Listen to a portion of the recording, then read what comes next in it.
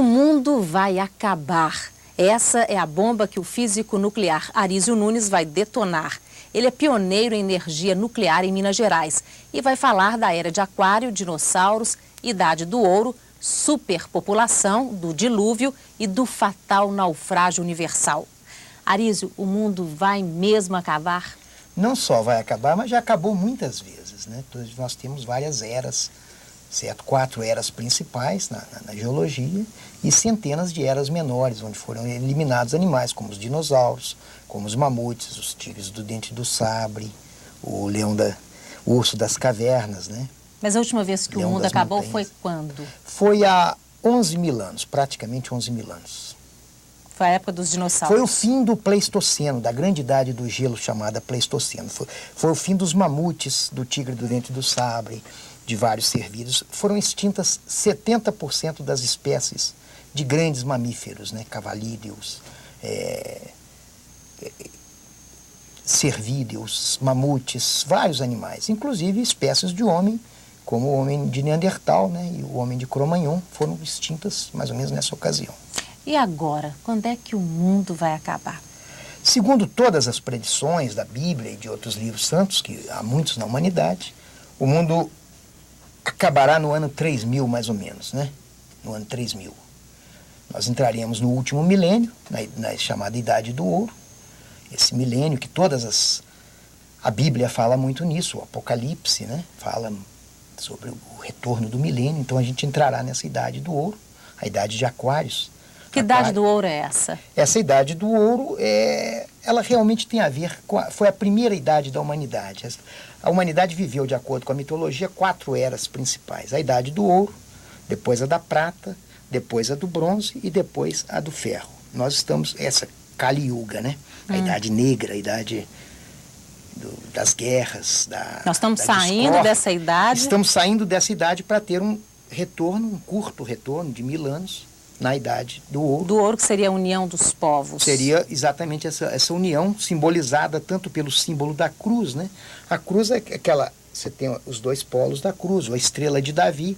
Aquilo representam as 2 principais raças da humanidade, que são os brancos e os escuros, né? Os Quer dizer que nós vamos ter um próximo milênio aí extraordinário, então. É o que dizem todos os livros santos e eu espero que realmente aconteça, né? Pois é, eu achei que se fosse uma conclusão sua, estou vendo que você tirou essa conclusão da Bíblia. Da Bíblia. Qual que é a relação da Bíblia com a história universal? Bom, a Bíblia é um arquivo da humanidade, tá certo? É um livro santo, copiado de outros livros santos, hindus, e de todas as nações têm seus livros, suas tradições sagradas. A Bíblia é apenas um desses vários livros santos, tá certo? É o nosso livro santo, é o livro dos judeus, que nós herdamos deles, acrescentamos o Novo Testamento, mas ele é uma corrente muito grande, muito antiga da humanidade, e que são traçados, pode ser traçado à Índia, a outros países anteriores a nós, tá certo? Através do Oriente Médio, que veio pegou alguma coisa do Egito, e o Egito, por sua vez, pegou da Suméria, e a Suméria pegou da Índia. Todos nós viemos da Índia, né? Então, foi de lá que vêm nossas tradições. Agora, então, é da Bíblia, então, que você tirou isso tudo? Não só da Bíblia, mas de outros livros, tá certo? De outras tradições, de outras mitologias, das várias mitologias, principalmente da hindu, que é a mais extensa, mais... Qual que é a mais importante, hein? A que é a mais rica? Todas são muito ricas, porque todas elas derivam da mesma corrente, tá certo? Agora, a maior de todas é, por exemplo, o Mahabharata, né? Que é um dos livros tradicionais, uma das sagas hindus. Ele tem, sei lá, 250 mil versos, ele é 10 vezes maior do que a Ilíada, e você tem, assim, centenas de livros santos na Índia, né? Não se conhece um décimo, um centésimo disso no Oeste, né?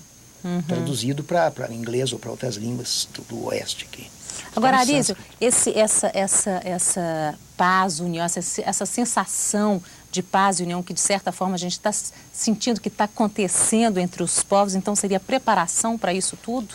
Olha, eu não tenho dúvida, tá certo? Na minha idade, que não é tão longa, mas já supera meio século, né? Eu já observei, assim, que de uma confiança extrema na tecnologia, na ciência, houve uma mudança na humanidade, na consciência da humanidade, essa consciência ecológica, essa consciência da poluição. Então, isso, você vê, a Eco mostra isso, quer dizer, a humanidade acordou para suas limitações, tá certo? Que o mundo já se tornou pequeno já está todo povoado, não há essencialmente áreas virgens, a não ser talvez a Amazônia, é uma única floresta grande que resta assim, em grande escala, praticamente intocada, mas que...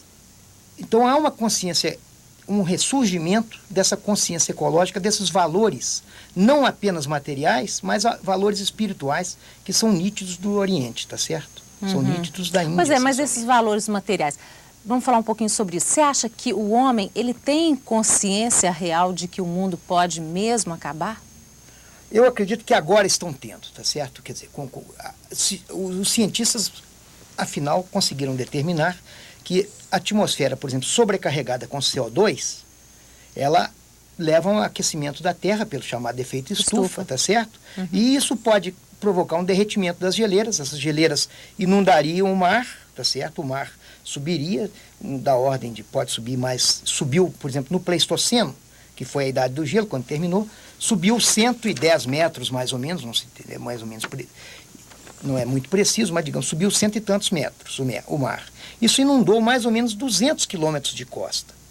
Então, se as calotas polares se derreterem com o aquecimento da Terra, poderia haver uma inundação de, digamos, 20, 30 metros, que cobriria qualquer coisa como 50, 100 quilômetros de costa. Por exemplo, o Rio de Janeiro desapareceria, entre outras cidades. Em geral, quase todas as cidades são costeiras, né? É o lugar que o homem prefere habitar.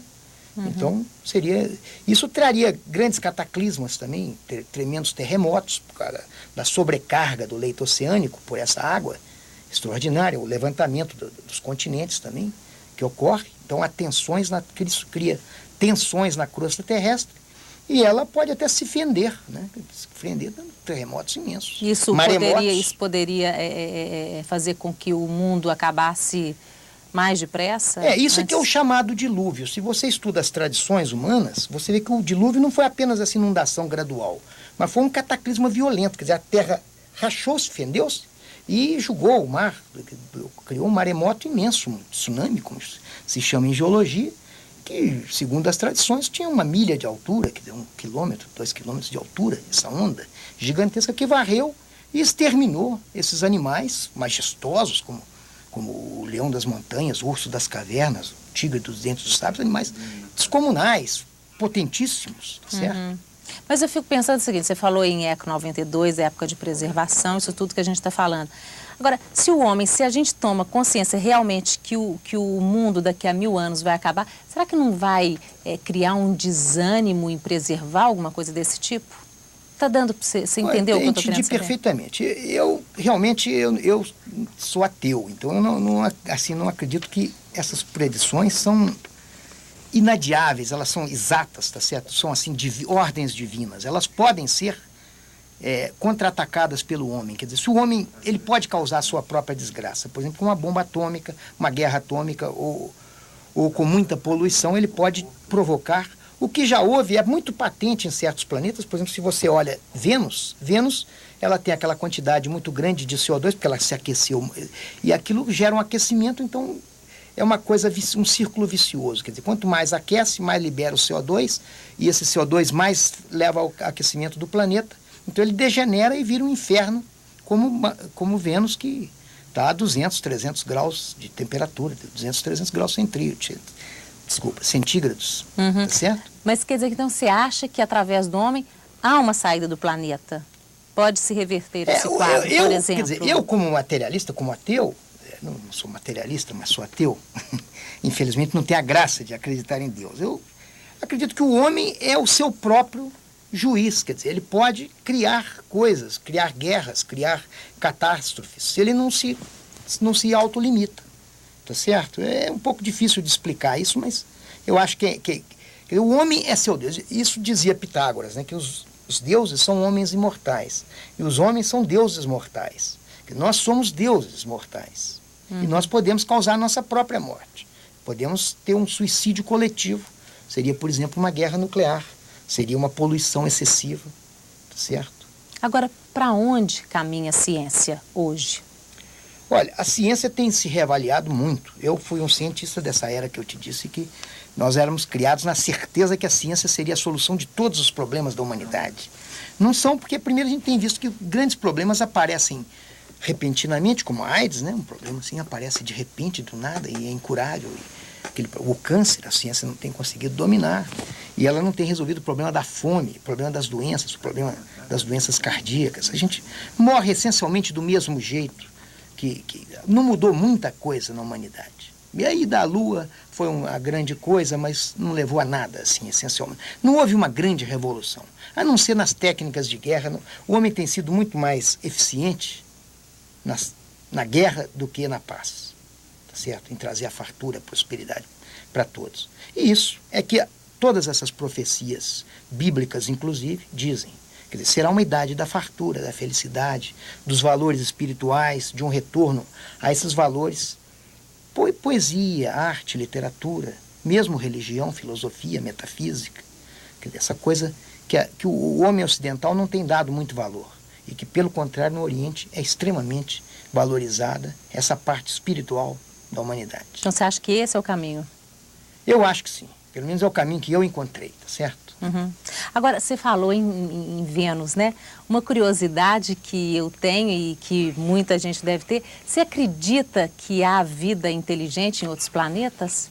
Olha, há uma grande probabilidade, inclusive há teorias científicas, que a vida seria trazida para a Terra, teria sido trazida para a Terra por cometas, ou pela própria radiação estelar e solar, tá certo? Pelo vento solar, coisas desse tipo, ventos que trazem seriam esporos, seriam coisas. Isso não é impossível que ela tenha sido trazida. Agora, eu acho que a vida é um lugar comum. As moléculas têm essa tendência a se organizarem dessa forma, e eu acho que ela aparecerá espontaneamente em vários lugares. Agora, por outro lado, eu acho também que não haverá homens, quer dizer, há uma diversidade tão grande que os seres de outros planetas provavelmente serão extremamente diferentes, muito mais do que nós de uma formiga. Então não haverá muito para comunicar.